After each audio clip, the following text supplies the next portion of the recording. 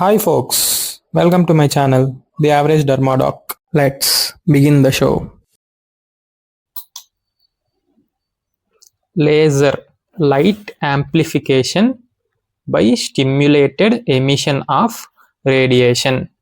Laser లైట్కి normal లైట్కి ఉన్న డిఫరెన్సెస్ ఏంటి? లేజర్ లైట్ వచ్చి మోనోక్రోమాటిక్. మోనో అంటే సింగిల్, క్రోమా అంటే కలర్. సింగిల్ కలర్ ఉందంటే obviously single wavelength. Normal light వచ్చి polychromatic. Multi coloured, will have multiple wavelengths and it will have a broad band of wavelength. అదే మన laser అయితే ఉంటే monochromatic, single wave length అనే ఉండాలి, లేదంటే narrowest band of wave లెంతే ఉంటుంది. స్పెసిఫిక్గా coherent. What is meant by coherence? Coherence అంటే in phase, in space and time and synchronous. ఒక లేజర్ లైట్ వేవ్ ఇంకో లేజర్ వైట్ వేవ్ సింక్ అయి ఉంటుంది. అంటే ఇది పీక్లో ఉంటే మిగిలిన అన్ని లేజర్ లైట్ వేవ్స్ కూడా పీక్లోనే ఉంటుంది. అలా సింక్రోనస్గా in space and time, same టైంలో సేమ్ సింక్తో మూవ్ అవుతూ ఉంటుంది. సో ఈ ప్రాపర్టీ వల్ల it exhibits minimum divergence, travels longer without loss of much intensity. ఇక్కడ మీరు క్లియర్గా చూడొచ్చు, డిస్టెన్స్ పెరిగినా సరే సేమ్ ఇంటెన్సిటీతోనే ట్రావెల్ అవుతుంది, డైవర్జెన్స్ అవ్వకుండా. డైవర్జెన్స్ అంటే moment away from the common point. ఇక్కడ common point of light source నుంచి నార్మల్ లైట్ డైవర్జ్ అవుతుంది చూడండి, moving away from the common point, divergence. ఒక వేవ్ ఇంకో వేవ్ ఎలా పడితే అలా ఉంది, ఒకటి పీక్స్లో ఉంటే ఒక ట్రఫ్లో అలాగా. So not in coherence. Incoherent and divergent light is normal light. Coherence is shown by laser light. Collimated, last property, collimated means it runs parallel. ఒక లేజర్ లైట్ వేవ్ ఇంకో లేజర్ లైట్ వేవ్ ప్యారలల్గా run అవుతుంటుంది. It will never meet at any point. So దీనివల్ల we can have a dense packing of energy into a relatively small volume of light. Even if increases distance, diameter won't increase. ఇక్కడ మీరు క్లియర్గా చూడొచ్చు, distance పెంచినా సరే diameter of the laser beam as it is ఉంది, without any divergence, without any much loss of intensity. Distance పెరిగినా సరే diameter అలానే ఉంది. సో మనం ప్రతి ఒక్కరు చిన్నప్పుడు లేజర్ లైట్తో ఆడుకుని ఉంటాం. మన ఇంటి మీద వేసిన సేమ్ డయామీటర్తోనే సేమ్ ఇంటెన్సిటీతోనే మనం చూడగలుగుతాం. ఫార్టెస్ట్ బిల్డింగ్ మీద వేసినా కూడా సేమ్ ఇంటెన్సిటీతో అలానే లేజర్ లైట్ కనిపిస్తుంటుంది మనకు, సేమ్ డయామీటర్. అదే మనం నార్మల్ లైట్ వేసి చూస్తే ఫార్టెస్ట్ బిల్డింగ్ మీద అసలు మనకు కనిపించని కూడా కనిపించదు. ఎందుకు? ఇది డైవర్జ్ అయిపోతుంది, కోహరెన్స్ ఏం ఉండదు. సో డిస్టెన్స్ పెరిగే కొద్దీ ఇంటెన్సిటీ తగ్గిపోయి కనిపించకుండా పోతుంది. ఇదే లేజర్ లైట్ అయితే డిస్టెన్స్ పెంచి ఫార్టెస్ట్ బిల్డింగ్ మీద వేసిన ఇంటెన్సిటీ ఏమాత్రం తగ్గకుండా మనకు కనిపిస్తూనే ఉంటుంది యాజ్ ఇట్ ఈస్, సేమ్ డయామీటర్తో. Coming to laser parameters. First parameter wavelength. Laser లైట్కి ఏముంటుంది? సింగిల్ వేవ్ లెంత్ ఉంటుంది, అందుకే మనం మోనోక్రోమాటిక్ అని అంటాం లేజర్ లైట్ని. It is measured in nanometres. ఎక్కడైతే మనం నానోమీటర్ అనే వర్డ్ వింటే it is representing the wavelength, nothing but distance between two peaks of a laser light wave. Why it is therapeutically important? As it allows selective absorption by a specific chromophore. మనం ఏ క్రోమోఫోర్ని అయితే target చేయాలనుకుంటున్నామో ఆ wave length కనుక కరెక్ట్గా set చేసుకుంటే అది specific క్రోమోఫోర్కి వెళ్ళి absorb అవుతుంది. గ్రోతూస్ Draper లా ఏం చెప్తుందంటే, for a laser to function properly, first it has to get absorbed by that tissue. Nothing but Grothus law. Absorb avalante laser light has to go through that substance. Grothus Draper law. Wavelength decides the depth of penetration.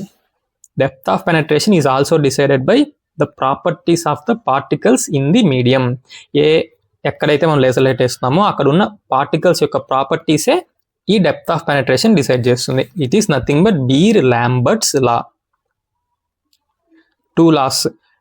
First laser పనిచేయాలంటే first ఆ laser light వెళ్ళి absorb అవ్వాలి, Grotthuss Draper లా. అది ఎంత depth of penetration జరుగుతుంది అని decide చేసేది ఆ మీడియంలో ఉన్న పార్టికల్స్ యొక్క properties, Beer Lambert's law.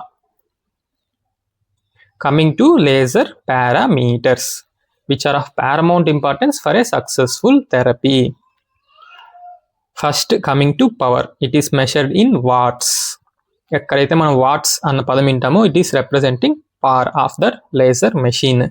It is nothing but rate of energy emitted. Rate అంటే ఇక్కడ అది టైంని రిప్రజెంట్ చేస్తుంది.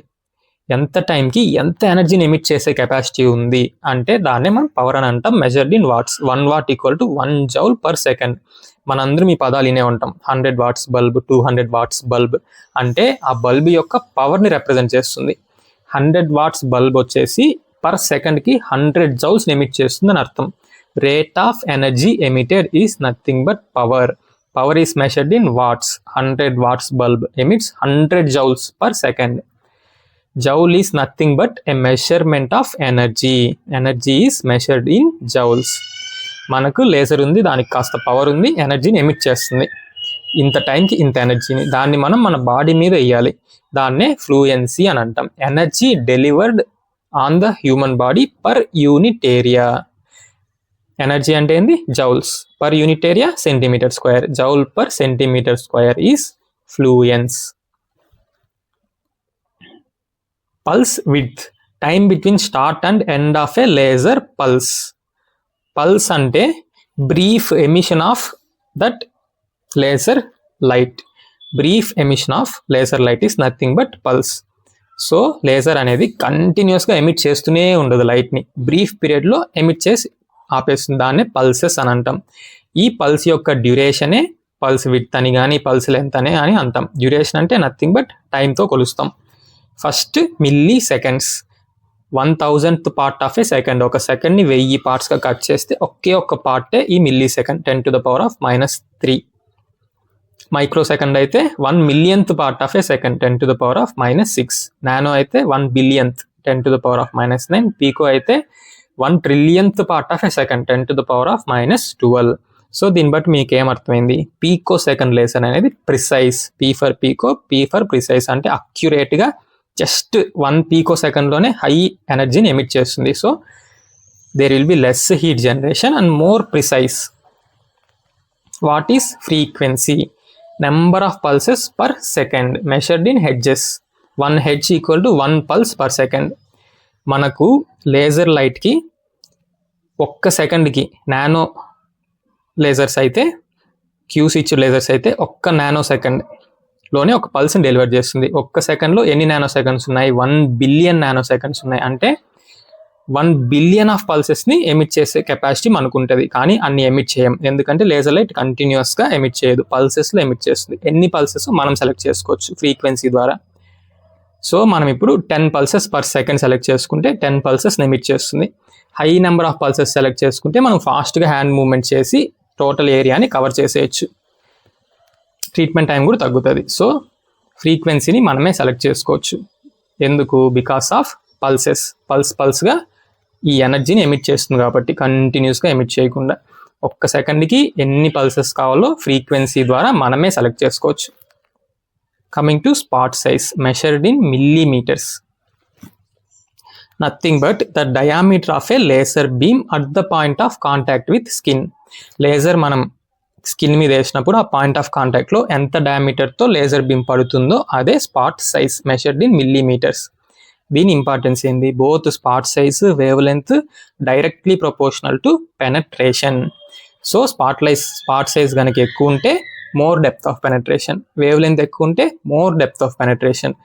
సో డైరెక్ట్గా ఎపిడర్మిస్ని ఏం డ్యామేజ్ చేయకుండా లోపలికి వెళ్ళిపోతుంది డర్మిస్ వైపు.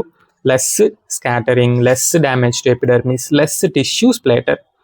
But inversely proportional to energy delivered per unit area is fluence. మనం ఫ్లూయెన్స్ ఎక్కువ పెట్టేసాం, ఎక్కువ ఎనర్జీని డెలివర్ చేస్తున్నాం పర్ యూనిట్ ఏరియా. అప్పుడు ఏమవుతుంది? Inversely proportional to penetration. అంత పెనట్రేట్ అవ్వకుండా ఎపిడర్మిస్ని డ్యామేజ్ చేస్తుంది. మోర్ టిష్యూ స్ప్లేటర్, మోర్ స్కాటరింగ్ ఉంటుంది. సో జాగ్రత్తగా ఫ్లూయెన్సీ తక్కువ పెట్టుకొని రెస్పాన్స్ని బట్టి పెంచుకోవాలి.